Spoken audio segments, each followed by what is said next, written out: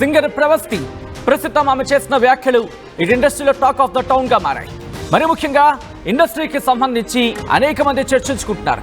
దాంతోపాటు ఇప్పుడు 2 తెలుగు రాష్ట్రాల్లో కూడా ఇంట్రెస్టింగ్ డిస్కషన్ అయితే ప్రారంభమైంది. ఇప్పుడు ఈ ఎపిసోడ్లోకి ఎంట్రీ ఇచ్చారు సింగర్ లిప్సికా. ప్రవస్తికి సింగర్ లిప్సికా కౌంటర్ ఇచ్చారు. ఇండస్ట్రీలో చాలా కష్టాలుంటాయన్నారు లిప్సికా. అవన్నీ ఎదుర్కొని నిలబడాలి అంటూ చెప్పుకొచ్చారు ఆమె. ఇండస్ట్రీలో ఎదగాలంటే ఎంతో అనుభవం అవసరం అంటూ చెప్పుకొచ్చారు లిప్సికా.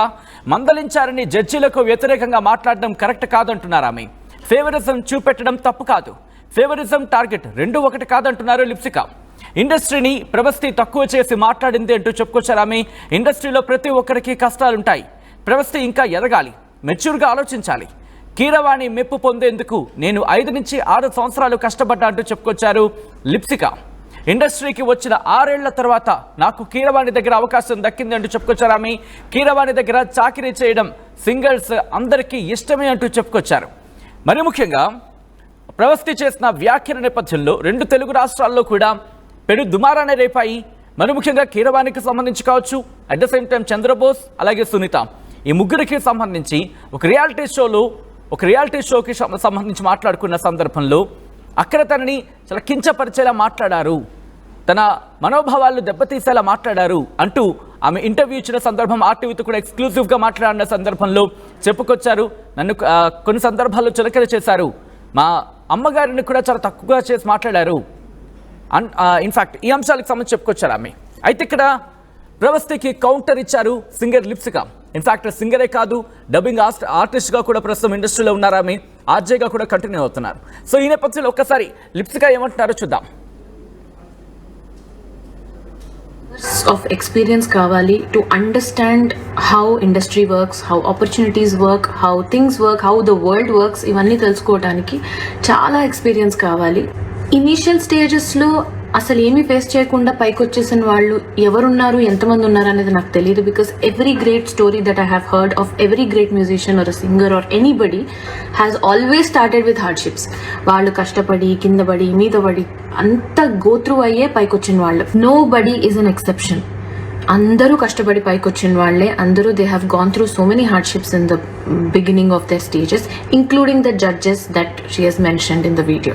వాళ్ళు కూడా పైకి వచ్చిన వాళ్ళే, నిల్చున్నారు గట్టిగా అన్నిటి త్రూగా. వాళ్ళ ఎక్స్పీరియన్స్, వాళ్ళ టాలెంట్, వాళ్ళ క్రియేటివిటీ ఇవన్నీ కూడా మనం చూసి ఇన్స్పైర్ అయి పెరిగిన వాళ్ళం.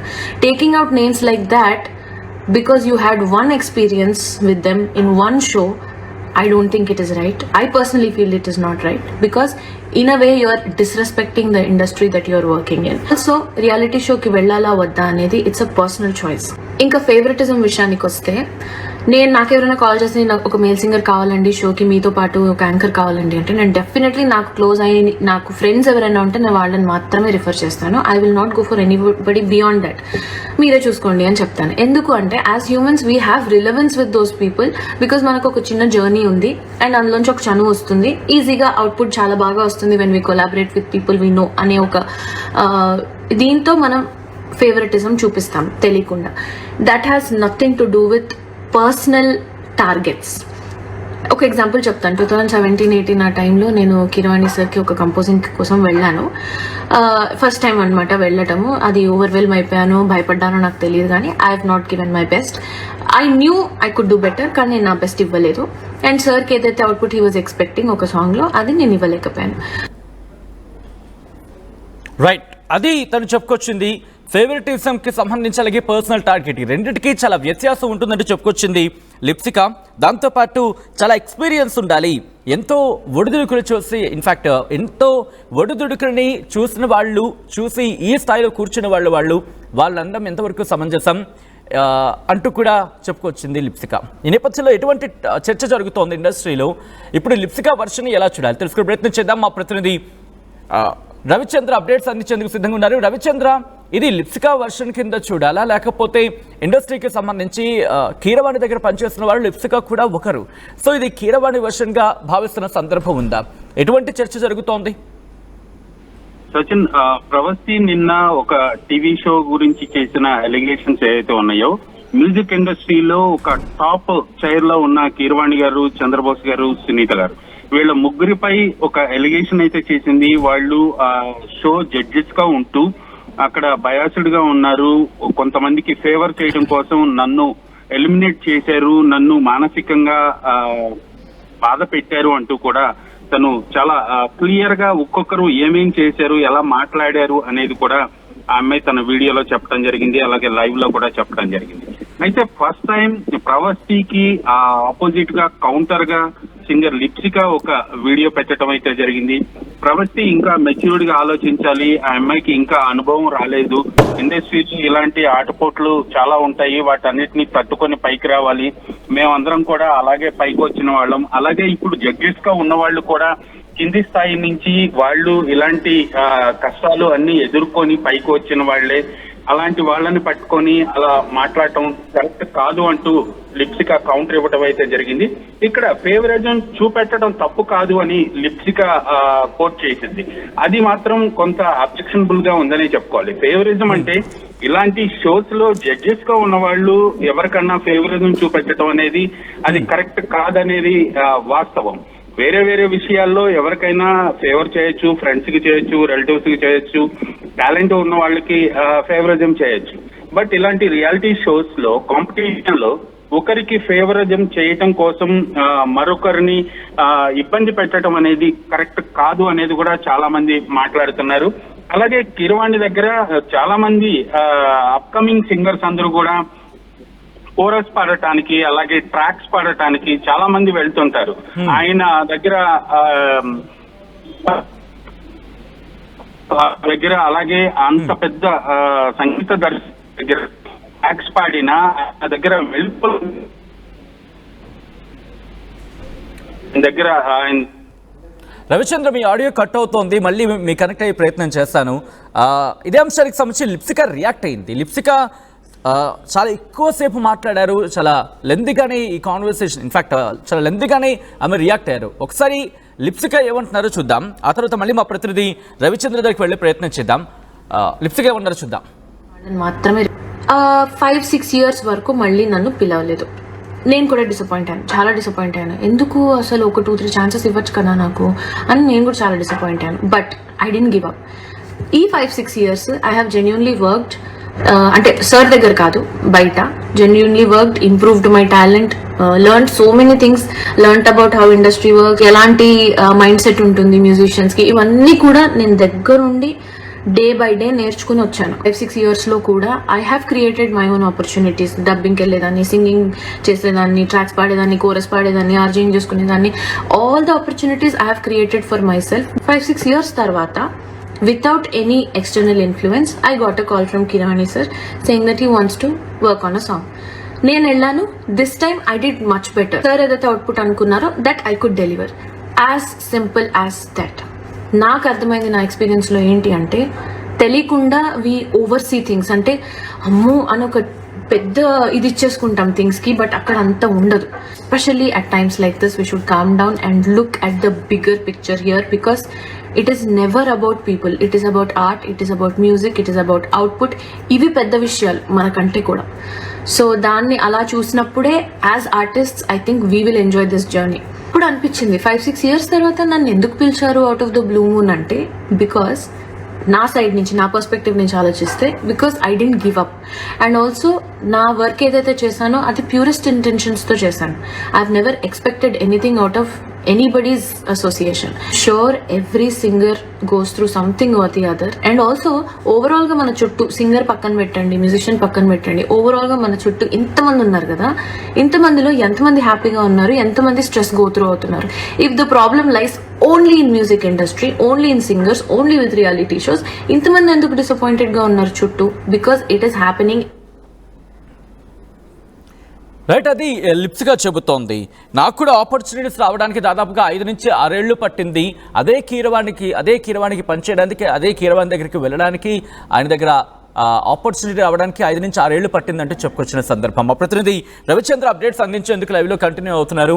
రవిచంద్ర, ప్రస్తుతం ప్రవస్తితో ఇండస్ట్రీ నుంచి ఎవరైనా చర్చించే అటువంటి ఛాన్సెస్ ఏమైనా కనిపిస్తున్నాయా, అయితే చర్చలు ఏమైనా జరుగుతున్నాయా? మరి ముఖ్యంగా ఎందుకంటే తను చాలా హార్డ్ కామెంట్స్ చేసిన సందర్భం.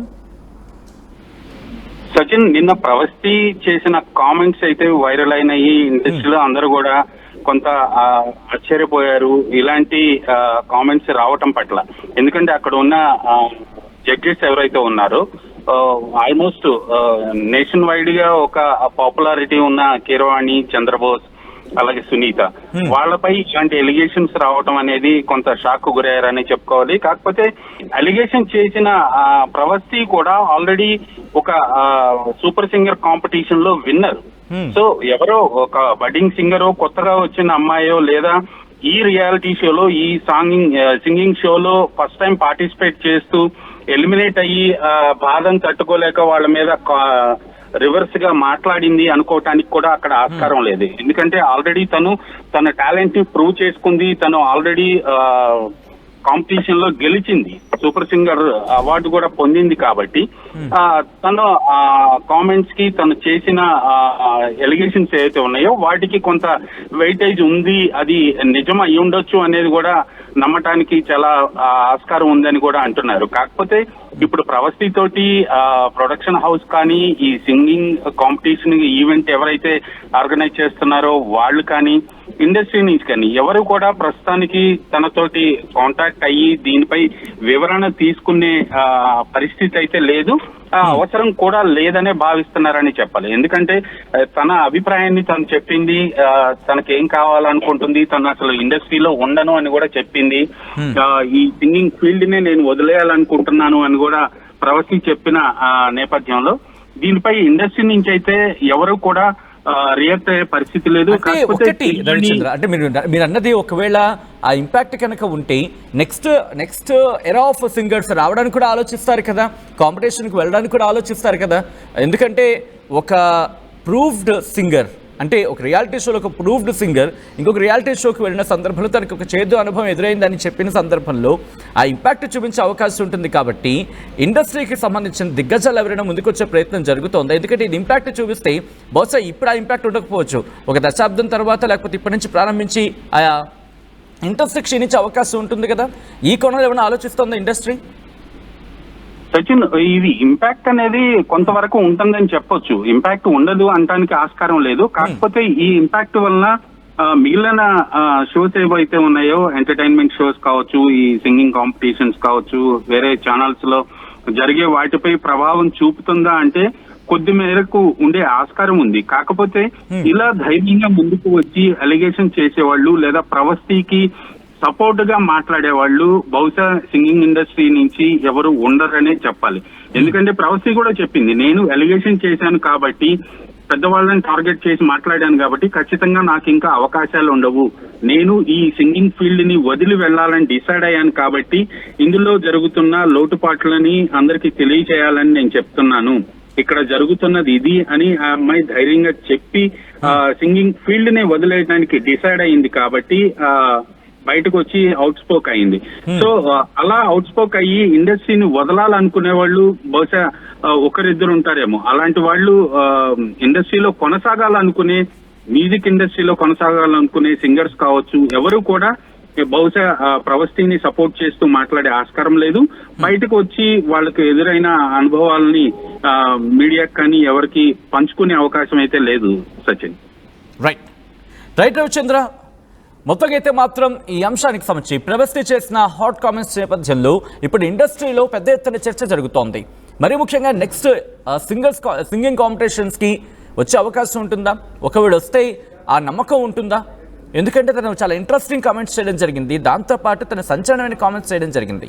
ఎందుకంటే ఉన్నది ఆషామాషిగా మాట్లాడుకునే జడ్జెస్ కాదు, వాళ్ళు ఒక పేరు తెచ్చుకున్నారు, ఒక రినౌండ్ పర్సనాలిటీస్ అన్నీ కూడా.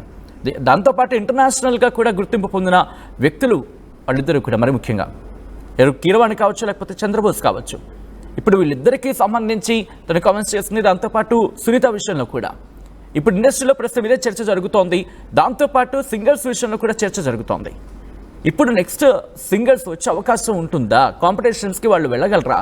వెళ్ళిన తర్వాత అక్కడ ఎదురయ్యే పరిస్థితుల్ని ఎదుర్కోగలరా?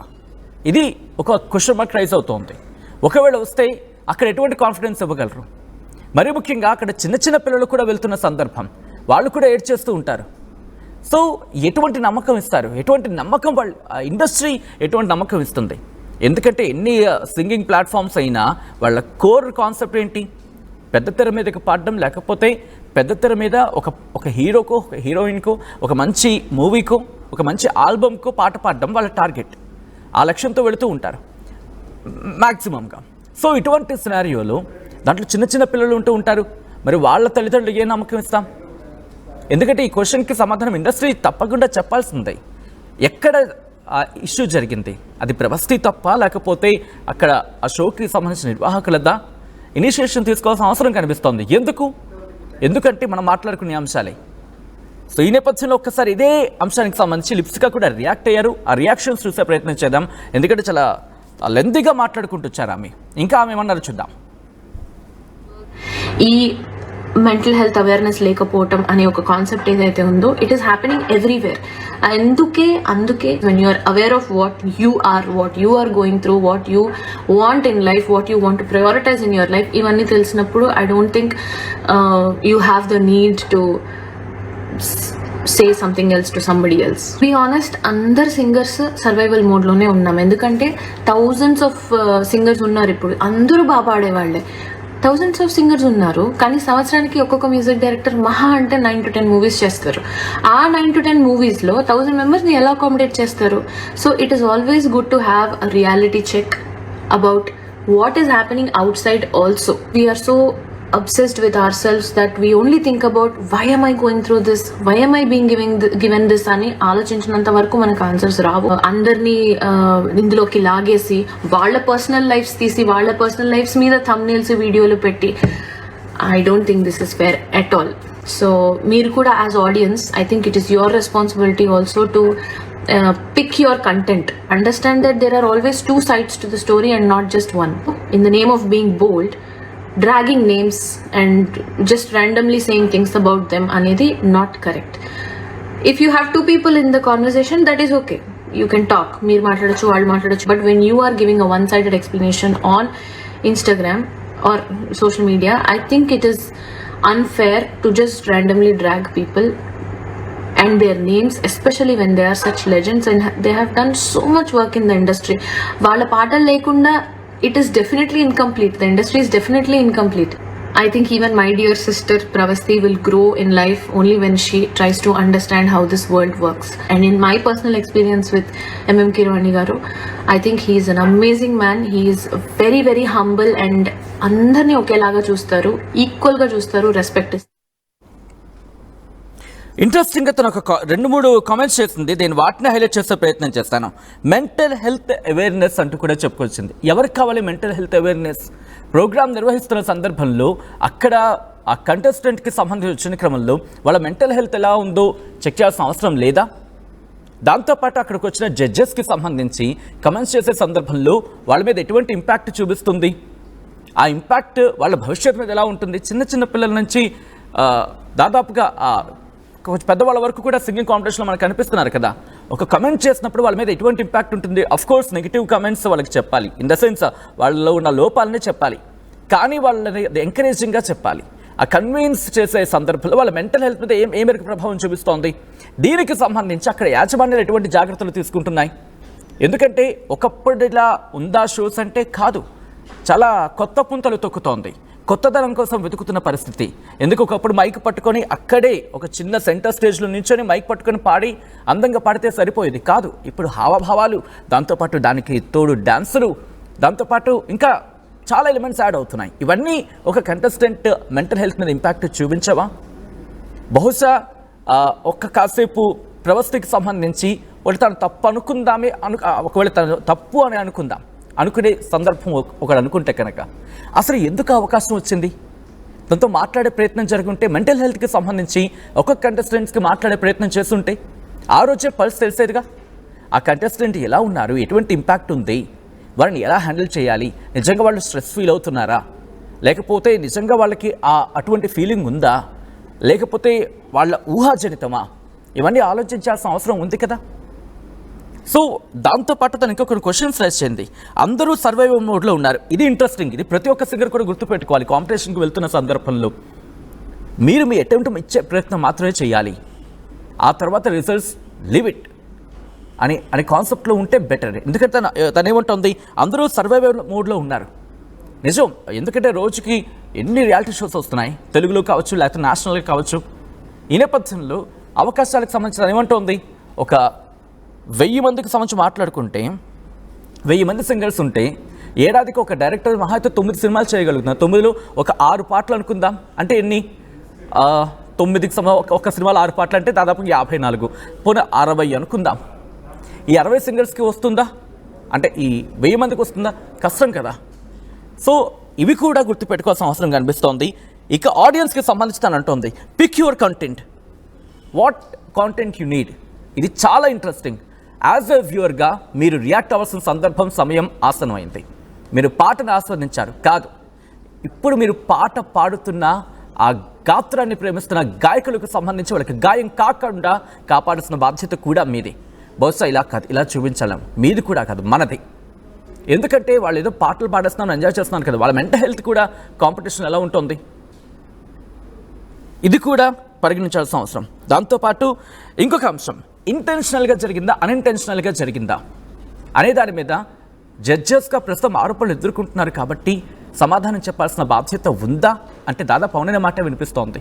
అసలు ఏం జరిగింది, ఎస్ ఇలా జరిగింది లేదు, ఇవన్నీ కూడా మాట్లాడిన సందర్భం ఉంటే బాగుంటుందంటూ కూడా కామెంట్స్ మనకి వినిపిస్తున్నాయి. ఇక్కడ లిప్సికా కంటిన్యూ చేస్తూ ఇంకొక ఇంట్రెస్టింగ్ కామెంట్ చేయడం జరిగింది. ఒక్కసారి ఆ కంటిన్యూలో తను ఏమన్నారో చూద్దాం. With him, have been working with him, and I felt this was unfair.